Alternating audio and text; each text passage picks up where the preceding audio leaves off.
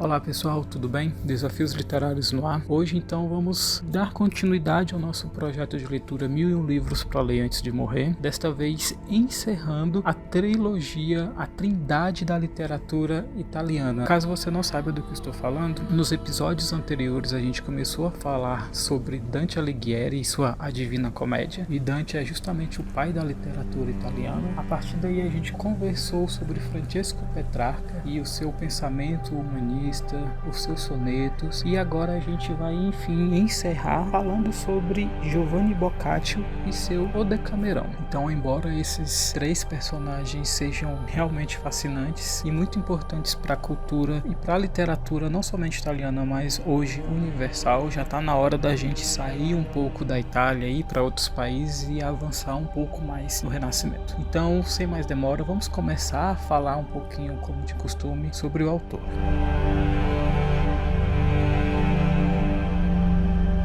Giovanni Boccaccio foi um escritor, um biógrafo e um crítico literário muito importante de sua época. Ele nasceu em 1313, mas a gente não pode afirmar onde exatamente ele nasceu. Alguns historiadores falam que ele nasceu em uma cidade chamada Certaldo, enquanto outros historiadores afirmam que ele nasceu em Florença, exceto o local do seu falecimento. Ele faleceu em 1375 em Certaldo. Boccaccio é considerado justamente o maior prosador europeu de sua época, muito por conta de sua versatilidade. Boccaccio é conhecido por transitar entre os diversos assuntos, entre os diversos gêneros literários, embora sua fama tenha se consolidado justamente na prosa e o seu livro mais famoso seja de fato o Decamerão. Como eu falei, ele é um dos fundadores da literatura italiana junto com Dante, junto com Petrarca, justamente por resgatar muito do que estava perdido e dar valor justamente à língua vernacular, em detrimento do latim, que era a língua oficial da igreja. Um fato muito curioso e importante de a gente constatar é que, embora a gente coloque Dante, Petrarca e Boccaccio em pé de igualdade, por assim dizer, a gente tem que entender que eles nasceram e faleceram em diferentes períodos. Boccaccio e Petrarca chegaram de fato a se conhecer lá em 1350 e passaram a ter um forte vínculo, uma forte amizade, um forte vínculo cultural. Boccaccio chegou a se converter ao humanismo de Petrarca, então esses ensinamentos de Petrarca para Boccaccio fizeram com que ele resgatasse e propagasse tantos livros que estavam esquecidos ou até mesmo banidos pela Igreja Católica que dominava na época. Então alguns livros fazem parte justamente desse projeto de leitura nosso, 1001 livros para ler antes de morrer, que são Asno de Ouro, da Apuleio, Metamorfoses de Ovídio, e a gente eventualmente vai falar sobre eles em algum momento. Outro fator curioso é justamente a admiração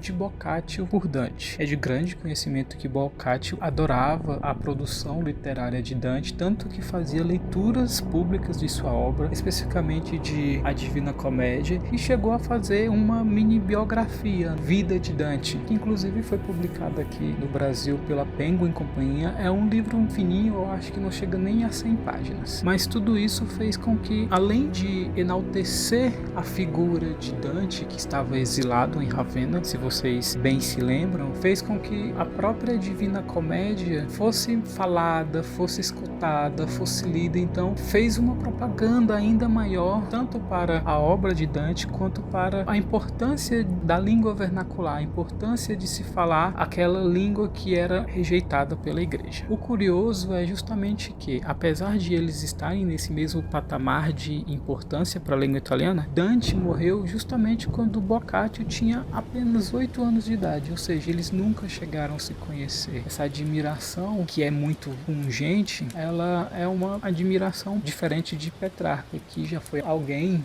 com quem ele teve uma proximidade, com quem ele pôde de fato conviver e expor as suas próprias ideias, as suas próprias filosofias e perspectivas de vida. Então vamos conversar um pouquinho sobre a obra.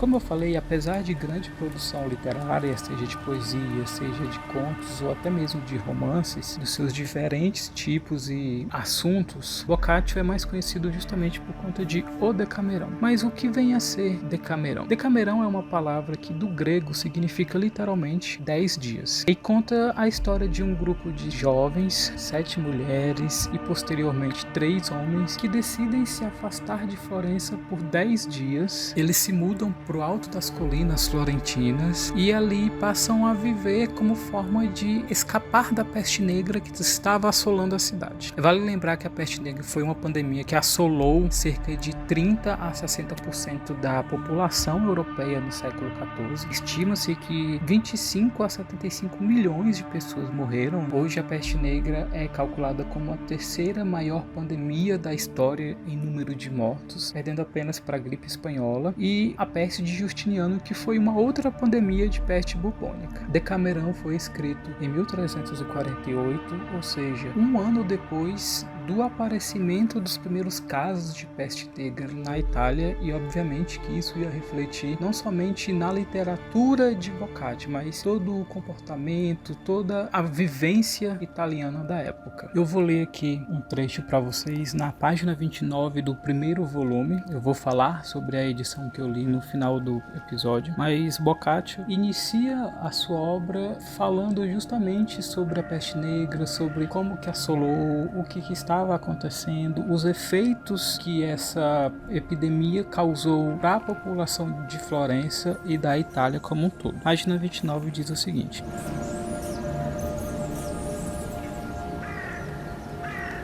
digo, pois, que já havíamos chegado no ano profícuo da encarnação do Filho de Deus, de 1348, quando na egrégia cidade de Florença, mais bela do que qualquer outra cidade itálica, sobreveio a mortífera pestilência. Por iniciativa dos corpos superiores, ou em consequência de nossas ações iníquas, esta pestilência, lançada sobre os mortais por justa ira de Deus e para nossa expiação, começara nas plagas orientais, há alguns anos antes. Essa pestilência privara aquelas plagas da inumerável quantidade de pessoas vivas. Sem tréguas, passara de um lugar a outro e expandira-se miseravelmente para o ocidente. Naquela cidade de Florença, cuidado algum valeu, nem importou qualquer providência humana. A praga, quase no início da primavera do ano referido, começou, a despeito de tudo, a mostrar horrivelmente e de modo miraculoso os seus efeitos. De muita imundícia a cidade se purificou por obras de funcionários para tal fim admitidos. Proibiu-se a entrada nela de qualquer enfermo. Muitos conselheiros se distribuíram para a conservação do bom estado sanitário. De nada valeram as súplicas humildes,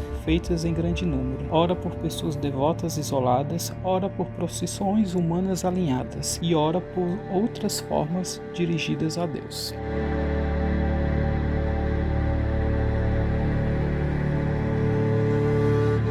E ele vai discorrendo. Eu só vou ler um trechinho a mais aqui para vocês sentirem um pouco mais.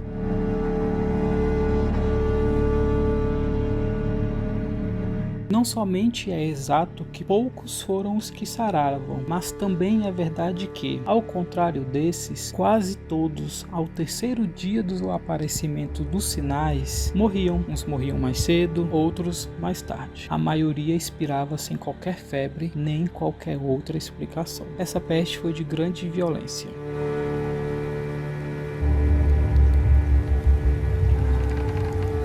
E ele continua a discorrer. É um trecho bem grande, mas é um trecho muito interessante, ainda mais porque nós vivemos uma pandemia. Então, viver a pandemia da Covid e ler esse livro faz com que a gente tenha um grau de proximidade muito grande, embora mais de 700 anos nos distanciem dessa história. Chega a ser bastante curioso e em alguns momentos, no início dessa leitura, pelo menos essa primeira parte, até mesmo angustiante, porque a gente consegue se colocar não somente no lugar de Boccaccio, mas mas de toda essa população, daquilo que eles enfrentaram, de como que eles tentaram sobreviver em questões principalmente sanitárias. Afinal, a gente está falando de uma sociedade de 1348, onde a tecnologia, a indústria não era algo existente, e a gente, mesmo com a tecnologia, com o avanço da medicina e com forte controle sanitário, a gente ainda não conseguiu conter muitas mortes. Então, esse primeiro momento é bem impactante e nos aproxima muito do autor e da literatura que ele está prestes a nos proporcionar. E aí ele, na página 38, já dá início à ideia de sua obra, a contar essa história dessas jovens que vão se reunir, vão se afastar da cidade, vão se reunir em um determinado local por um determinado tempo, esses 10 dias. Página 38 diz o seguinte: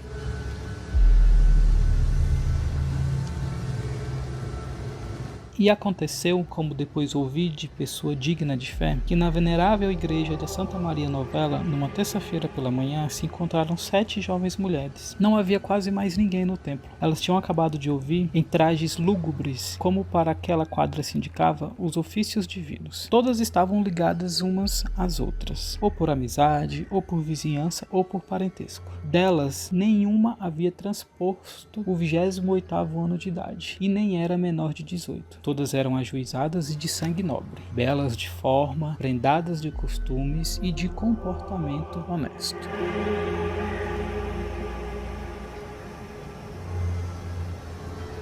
Então elas se reúnem nessa igreja e começam a pensar como que elas vão fazer para se livrar da peste negra, como que elas vão fazer para se afastar daquela situação. E aí chega na primeira problemática do livro para mim. Eu sei que estamos falando de uma literatura de 1348, em que o machismo obviamente era gritante, ainda mais do que hoje, mas ainda assim trouxe um certo desconforto, e esse desconforto vai prevalecer durante toda a leitura, e foi um dos pontos que fizeram com que eu não gostasse tanto dessa leitura, que eu vou falar mais pra frente, outros motivos. Mas aqui na página 43, uma personagem já começa dizendo o seguinte: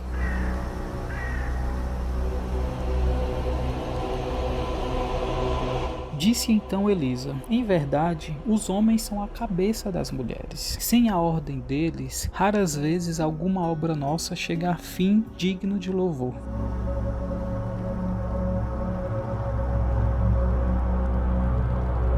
Ou seja, aqui elas estão conversando, tentando chegar a alguma conclusão, a algum objetivo, até que a própria Elisa fala que nada está saindo como esperado, elas não vão conseguir resolver essa situação, e que só quem pode resolver essa situação é um homem. Soou tanto agressivo no ouvido, até eu falando agora para vocês. E aí essa solução meio que acontece ainda na página 43, que diz o seguinte: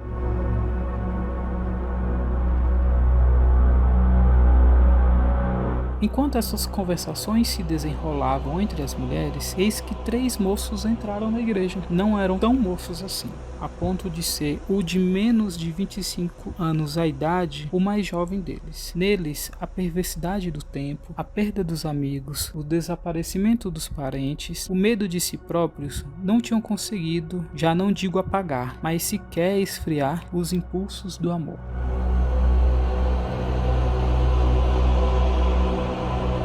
Então esse grupo de 10 pessoas, essas jovens, 7 jovens e esses 3 rapazes, todos de alta posição social, é importante lembrar, decidem passar o tempo afastados nessas colinas de Florença, cantando, dançando e jogando. Só que, como é de se esperar, eles acabam se entediando, então decidem fazer o seguinte: os jovens decidem contar uma história por dia durante esses 10 dias, seguindo uma regra bastante precisa. A cada dia é eleito um rei ou uma rainha, e esse rei ou essa rainha deve estabelecer o tema do assunto do dia. Então todos devem se inspirar para contar suas histórias com base nesse tema pré-estabelecido. Então eu vou ler aqui para vocês na página 49 sobre eles decidindo iniciar esses momentos de narração, esses momentos de contação de história. Diz o seguinte: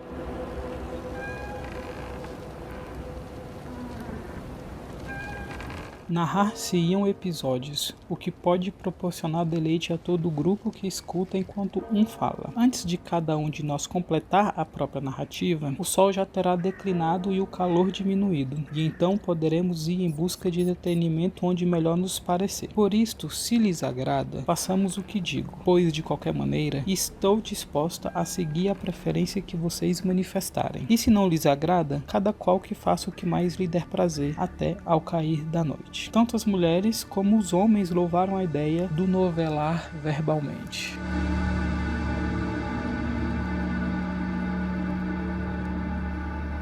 Então todo mundo de pronto acata essa ideia e a partir daí começam então as narrações. As narrações são o que então? Temos o uso do quadro narrativo, aquilo que a gente chama de narrativa moldura. Em outras palavras, nada mais é do que uma história dentro da história. A gente conhece esse estilo de narrativa principalmente através de O Livro das Mil e Uma Noites, onde Sherazade, para não morrer e também para impedir que outras mulheres morressem pelo rei Shahryar, ela decide então contar uma história e interromper no momento mais crucial, para que assim o rei Shahryar ficasse curioso com o desfecho e não a matasse, aguardasse o dia inteiro os seus afazeres e ao final daquele dia ele pedisse para que ela continuasse essa história. E aí ela continuava essa história, mas interrompia em outro momento crucial e o rei tinha que se afastar de Sherazade para ter seus afazeres enquanto rei, e daí vai nascendo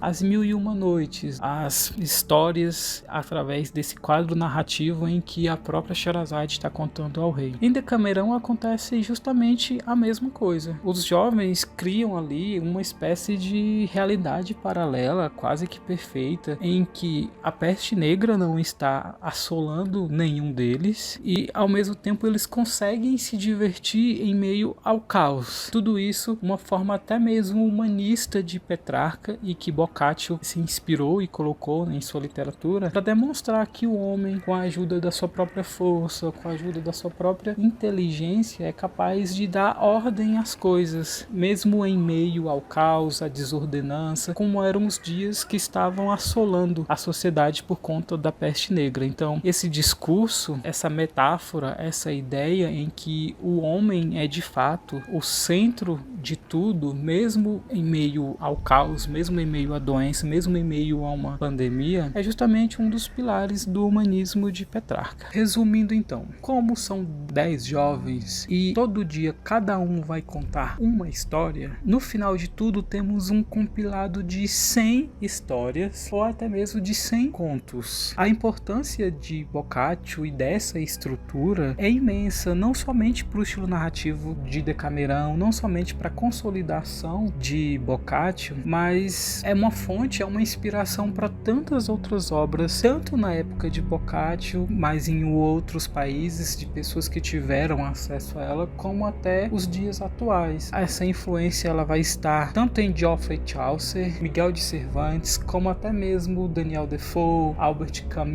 Então essa estrutura, essa escrita em meio a uma peste, em meio a uma pandemia, vai refletir e inspirar tantos outros autores. É importante a gente falar também que vários são os assuntos dentro de O Decamerão, afinal temos aqui 100 histórias, então muitos são os assuntos que vão desde aventuras com finais felizes, o uso da engenhosidade humana, amores que não deram certo, maneiras de se sair de uma situação muito perigosa. Então aqui a gente tem histórias que nem sempre vão ser pesadas, vão ser tristes, vão ser tragédias, mas a gente vai ter também comédias, histórias com final feliz, com um alto teor de humor. Só que como não é surpresa para ninguém, afinal, novamente, estamos falando de uma história escrita em 1348. Então, essas histórias são extremamente machistas. O papel da mulher sempre vai ser um papel menor, um lugar em que a mulher ou ela é frágil, totalmente totalmente indefesa e vai precisar de um homem que vai salvar, que vai resolver toda essa situação, ou até mesmo mulheres que são casadas, que são infiéis, que traem seus maridos. Então, nessas histórias, as mulheres vão ser pegas no ato, vão tentar se desvencilhar de tal situação, vão tentar enganar os seus maridos, então vão ser mulheres sujas, mulheres astutas, enfim. A mulher nunca vai estar em um papel, ok, ela sempre vai ser ou muito fraca ou muito má. E isso é muito cansativo, porque se a gente lesse um conto ou dois sobre e a gente só confirmasse o que a gente já sabe, que é um reflexo do pensamento machista da época, a sociedade italiana da época via as mulheres daquele jeito, ok, a gente ia ter essa referência, leria e passaria pra frente. Só que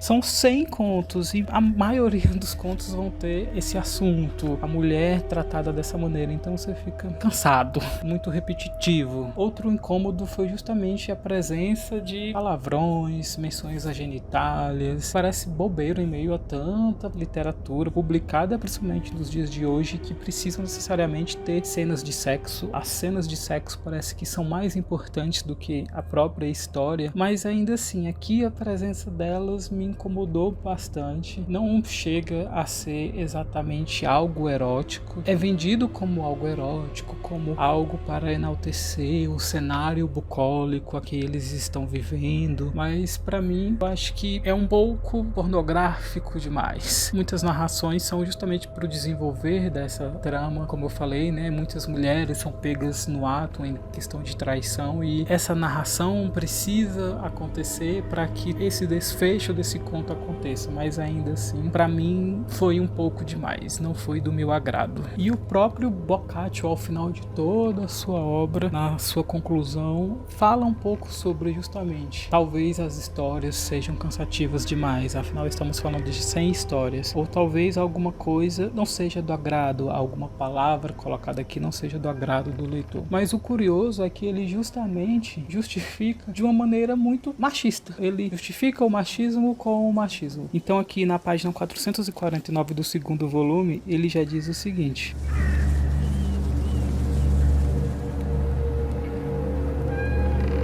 em primeiro lugar, se algo de indiscreto aparece, é a qualidade de certas novelas que o exige. Se o que houver de indiscreto for contemplado com olhos compreensivos, de pessoa esclarecida, logo se evidenciará que, se eu o tolhesse do contexto das narrativas que integra, não o poderia contar por outra forma. Se ainda assim existe alguma partícula de inconveniência nas mencionadas novelas, tal como uma ou outra palavrinha mais desembaçada do que a que fique bem em boca de mulher hipócrita, olha aí, ou seja, se o que ele escreveu foi incômodo, quer dizer que quando uma mulher hipócrita fala, essa palavra dela não é incômoda, tá vendo aí, né? Então eu vou repetir aqui pra vocês. Se ainda assim existe alguma partícula de inconveniência nas mencionadas novelas, tal como uma ou outra palavrinha mais desembaraçada do que a que fique bem em boca de mulher hipócrita, asseguro-lhes que a culpa maior não me deve ser atribuída. As mulheres hipócritas pesam mais as palavras do que os fatos, e mais se esforçam no sentido de parecer bondosas do que no sentido de realmente o serem.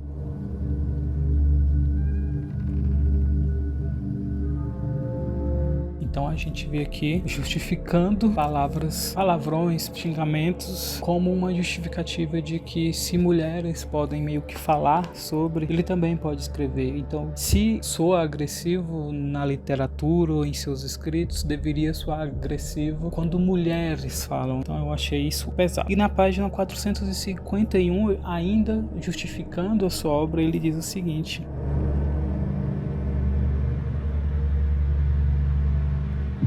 ainda mais, creio que existirá quem diga que, entre essas novelas, algumas pareçam excessivamente longas. A isto, digo sempre que a pessoa que tem outras coisas para fazer comete uma loucura se se põe a ler estas novelas, sejam breves ou não. Embora já se haja passado muito tempo, a partir de quando eu comecei a escrevê-las, até este momento em que chego ao fim do meu labor, nunca me saiu do espírito o fato de eu oferecer o produto do meu trabalho às pessoas ociosas. E não as outras. Há quem lê para passar o tempo, coisa alguma pode ser longa, desde que essa coisa concorra para ele fazer o que deseja.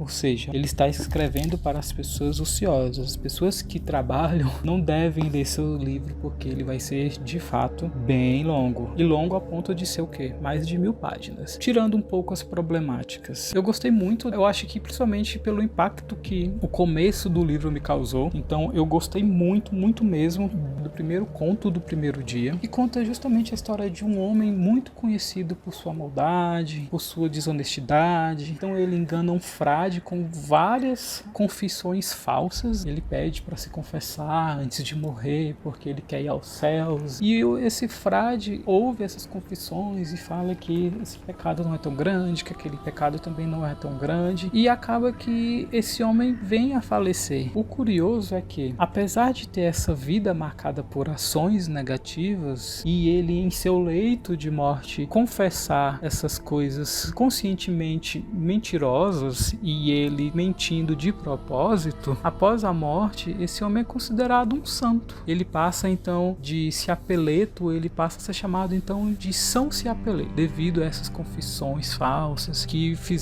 aparentaram com que ele estivesse arrependido, piedoso. Então eu vou ler aqui para vocês um trechinho desse primeiro conto. Página 52 diz justamente o seguinte: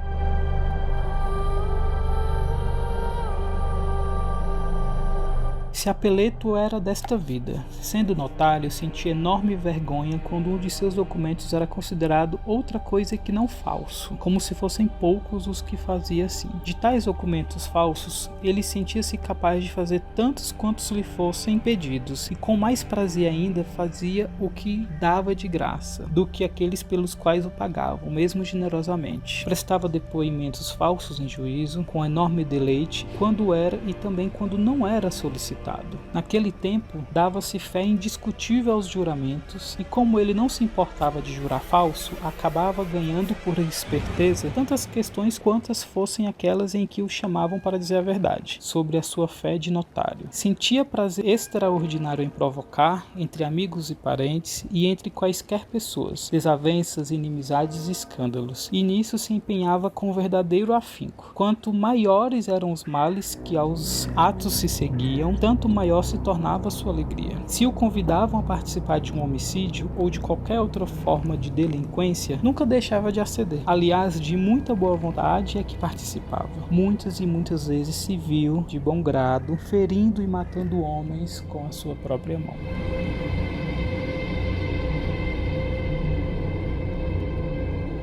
Então a gente vê esse homem, de fato, praticando atrocidades. E aí o desfecho da história diz justamente o seguinte: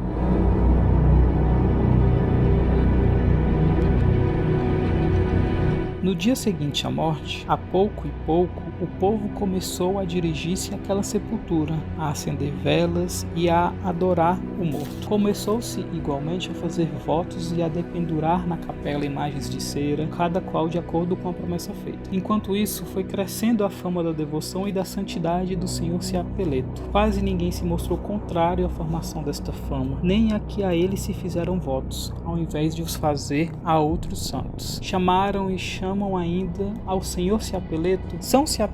Afirmou-se que muitos milagres Deus fez por intermédio e através dele, e prossegue fazendo-os todos os dias a quem devotamente se coloca sob sua proteção. Assim, pois, viveu e morreu o Senhor Ciapeleto e tornou-se santo, como acabam de ouvir.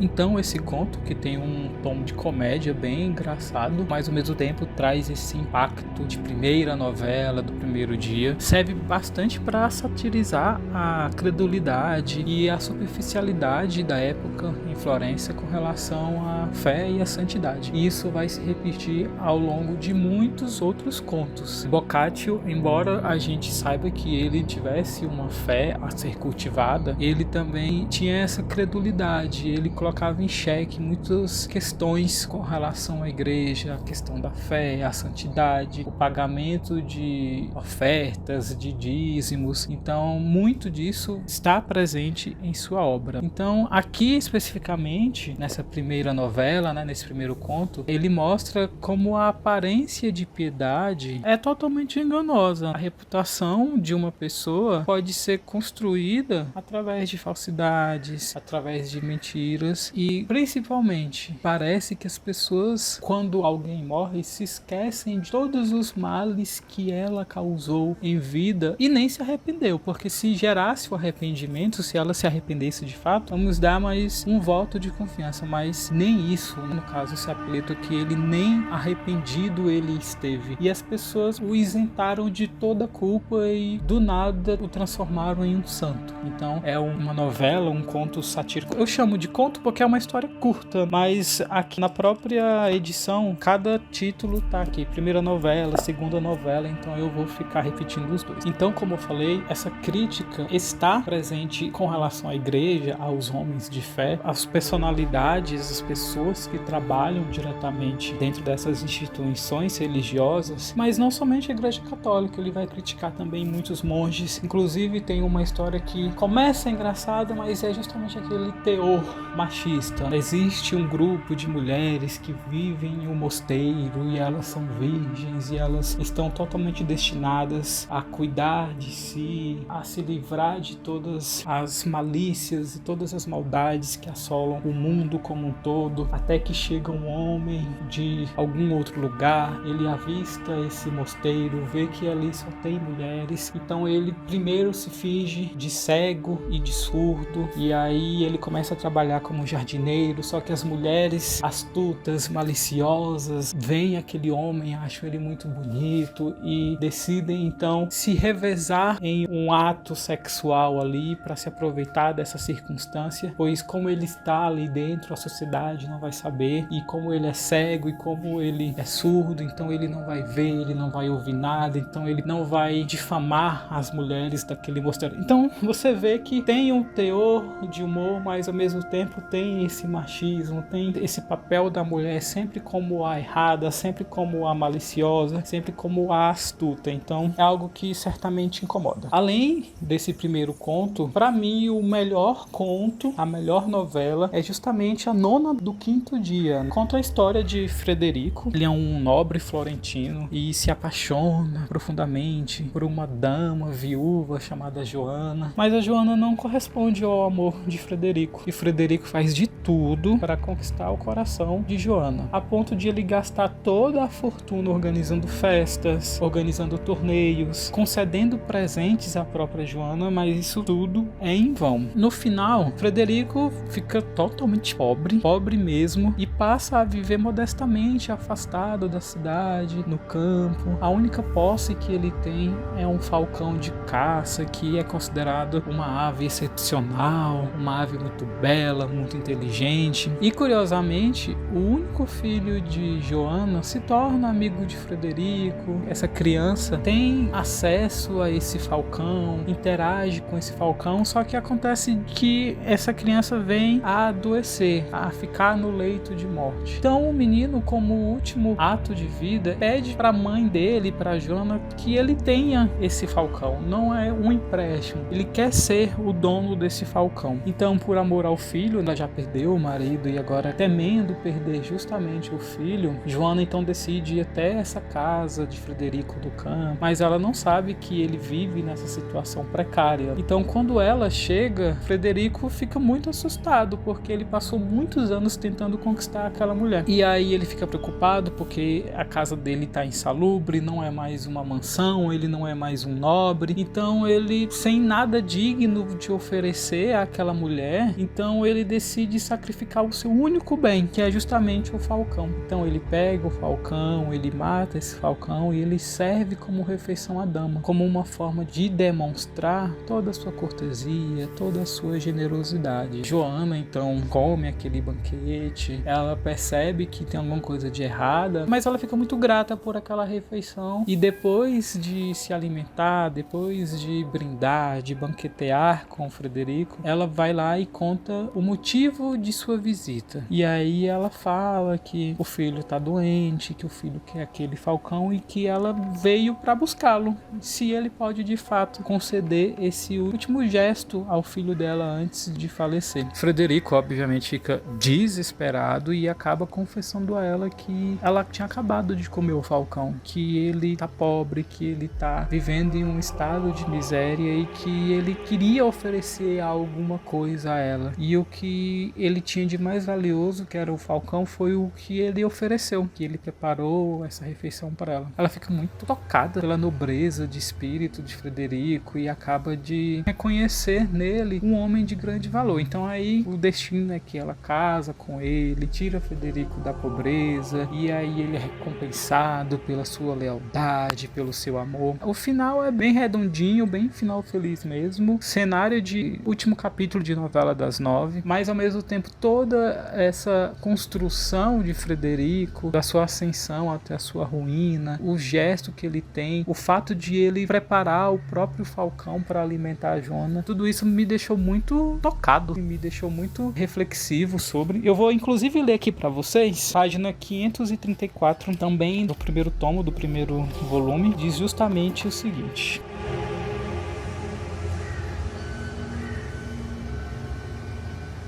de súbito, seus olhos deram no manso falcão que se achava em sua saleta, empoleirado na tranca. Frederico convenceu-se de que não tinha outra coisa de que socorrer. Agarrou o falcão. Achou-o bem gordinho, admitiu que constituiria digna refeição para tão nobre senhora, e sem pensar outra vez, torceu-lhe o pescoço. Mandou que uma rapariga, servidora de sua casa, preparasse a ave, depenando-a, limpando-a, pondo-a no espeto e fazendo-a corar diligentemente. A seguir, pôs-lhe a mesa com toalhas branquíssimas, algumas das quais ainda lhe restavam. E com semblante feliz na aparência, voltou à presença da mulher no jardim, anunciando-lhe que o almoço que ele pudera lhe oferecer estava servido. Então a nobre senhora, com a sua companheira, se ergueu e todos se dirigiram à mesa. As duas mulheres, sem saber o que estavam comendo, juntamente com Frederico, que com grandes atenções a servia. Comeram então o manso falcão.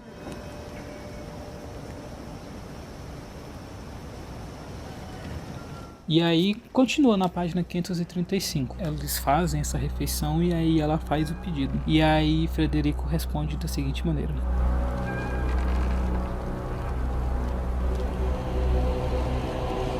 quando eu soube que a senhora, por sua mercê, desejava almoçar comigo, levei em consideração a excelência da sua nobreza e a elevação do seu valor. Achei que deveria honrá-la com a refeição mais preciosa que, de acordo com as minhas limitações, eu pudesse oferecer, a fim de a diferenciar das refeições que se proporcionam a outras pessoas. Assim, recordei-me do falcão que a senhora agora me pede. Recordei-me da bondade daquela ave. Considerei-a alimento digno da senhora. Esta manhã, pois, a senhora teve o falcão assado no seu prato, e afigurou-se-me que bem empregado ele fora. Vendo agora que a senhora o desejava de outra maneira, é com profundo sentimento que tenho de reconhecer que não a posso servir, e que por isto nunca mais poderei estar em paz comigo mesmo.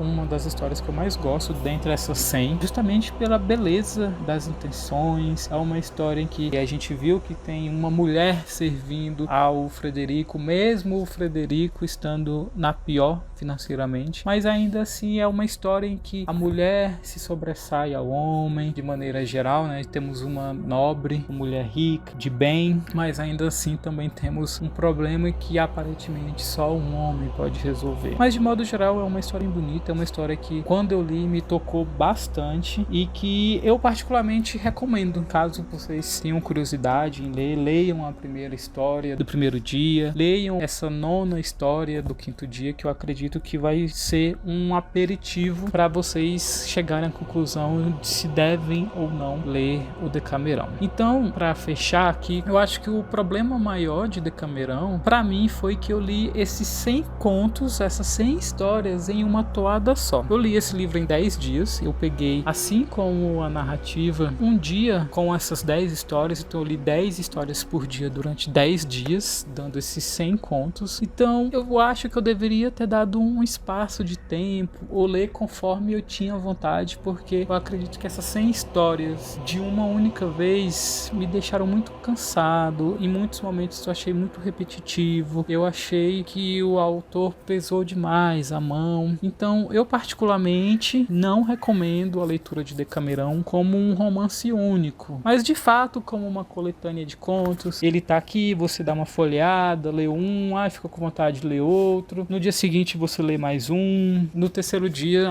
não tô a fim de ler, não lê uma outra coisa, depois você volta. Eu acho que assim a leitura vai ser mais proveitosa. Outro fato que me incomodou foi o mesmo problema do livro das Mil e Uma Noites. Eu comecei muito empolgado, Giovanni Boccaccio nos deu um panorama histórico muito bom, esse começo de Decamerão é maravilhoso, mas eu não estava tão interessado nas histórias que essas jovens contavam. Assim como no livro das Mil e Uma Noites, eu não estava interessado nas histórias que a Sherazade contava ao rei. Eu estava interessado nos personagens que estavam narrando. Então, ao invés de ouvir as narrações, eu queria saber justamente o dia a dia. Afinal, eles estavam em uma pandemia. A gente sabe que eles estavam passando o tempo conversando, rindo, jogando, bebendo, dançando, cantando, mas ao mesmo tempo, mesmo em um momento de alegria e mesmo eles parecendo viver em uma realidade paralela, deve ter um momento de angústia, um momento de solidão. Afinal, eles perderam muitos parentes. O próprio Boccaccio falou que eles perderam muitos parentes, muitas pessoas próximas. Então eu queria saber um pouco mais esse comportamento, como que eles estavam lidando. Assim como a Sherazade, eu tinha mais interesse em saber como que ela estava pensando em resolver, se ela tinha medo de na noite seguinte ela ia conseguir resolver essa situação, se em algum momento o rei ia se cansar de suas histórias e ia, enfim, matá-la como fez com tantas outras mulheres. Então, sinceramente, eu estava mais interessado em saber como seria a 11ª noite de Sherazade, se tudo ficaria bem no final. Da mesma forma que eu queria saber, na verdade, no final do 10º dia das histórias e no final do 100º conto, se os personagens regressariam para Florença, como que eles lidariam com esse mundo devastado pela peste, no final de todos esses dias isolados, como que eles iriam sobreviver, o que eles iriam fazer. Era nisso que eu estava mais interessado e não nessas histórias paralelas que eles estavam contando. Então, esse acúmulo de histórias, assim como o acúmulo de noites do livro das Mil e Uma Noites, me deixou muito cansado, eu senti muito enfado. Então, eu tinha muita dificuldade em prosseguir com a leitura das novelas, dos contos de Decamerão, mas eu persisti, afinal eu estou com esse objetivo de ler os 1001 livros antes de morrer, mas as histórias que eles contavam não eram tão interessantes como a história dos personagens, do grupo, ou de como Florença, como os florentinos se comportavam em meio a essa tragédia. Infelizmente, Decamerão foi um livro que não funcionou muito bem para mim. Eu acho que no podcast é a primeira resenha negativa que eu estou fazendo, mas enfim, acontece. Leituras não são unanimidade, mas eu não posso ignorar, por exemplo, o fato de que essas narrativas do grupo, por mais enfadonhas que elas se tornaram com o passar da leitura, elas funcionaram no sentido de ainda assim nos dar um conhecimento de como a população da época pensava, se comportava. Afinal, além de dizimar grande parte da população europeia, a epidemia destruiu todas as normas sociais, os hábitos, os costumes que eram comuns naquela época. Então, por ilustrar justamente esses costumes e a cultura da época, assim como os próprios preconceitos e as atitudes dos habitantes, afinal eu dei um exemplo de machismo, mas outros problemas sociais cometiam Florença e obviamente a Itália como um todo. Afinal, o próprio Dante, em A Divina Comédia, ao mesmo tempo em que ele fala de Florença com muito amor, ele também critica muito Florença. A gente sabe que Florença é a cidade mais bela da Itália, mas ao mesmo tempo a gente sabe que o comportamento das pessoas à época era um comportamento vergonhoso, que as pessoas criticavam. Dante critica, depois vem e Boccaccio vem novamente criticar, então a gente fica com uma pulga atrás da orelha, fica reflexivo sobre como eles se comportavam de fato. Ainda assim, o livro tem muita importância no meio literário. Como eu falei, ele inspirou tantas outras obras, tantos outros autores. Então a minha recomendação é que leia no seu tempo, leia se tiver vontade, não leia como um romance, leia de fato como uma coletânea de contos em que você não tem pressa para finalizar, porque eu acredito que assim vai ser muito mais produtivo para você. Para mim, me afetou de uma maneira maior porque eu estou em um projeto de ler em ordem cronológica essas literaturas, e enquanto a gente vê o avançar da escrita, da literatura, a abertura da literatura para línguas vernaculares, como está sendo, por outro lado, é um pouco cansativo ver alguns estilos narrativos, algumas fórmulas sendo usadas quase que em sequência, e isso vão se tornar repetitivos. E isso vai atingir diretamente o próximo livro, dos 1001 livros para ler antes de morrer, que ele tem uma estrutura similar, quase que idêntica à de O Decamerão. Então imagina, você terminar de ler O Decamerão, você ter essa dificuldade para você finalizar, e você pega o próximo livro desse projeto, você vê que esse próximo livro tem a estrutura igual a de Decamerão, você já começa esse livro cansado.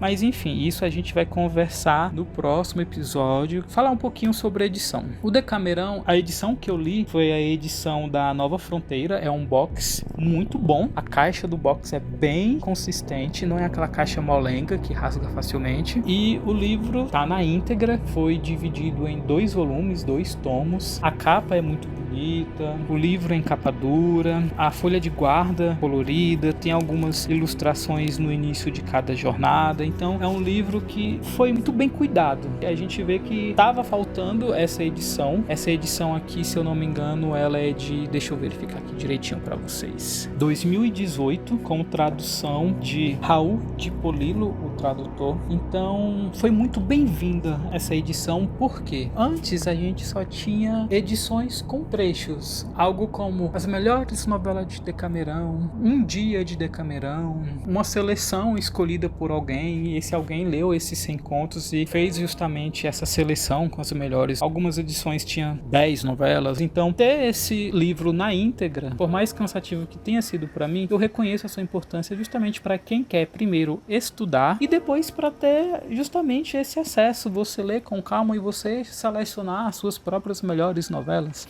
Então eu recomendo mais essa do que essas outras de seleção das melhores novelas. Eu recomendo que você vá a uma livraria, pegue uma edição com as melhores novelas e folheie, leia um pouco para você saber como que é a escrita do Boccaccio. Isso pode te ajudar a decidir a ler ou não Decamerão, mas eu recomendo mais essa edição integral do que uma edição de seleção.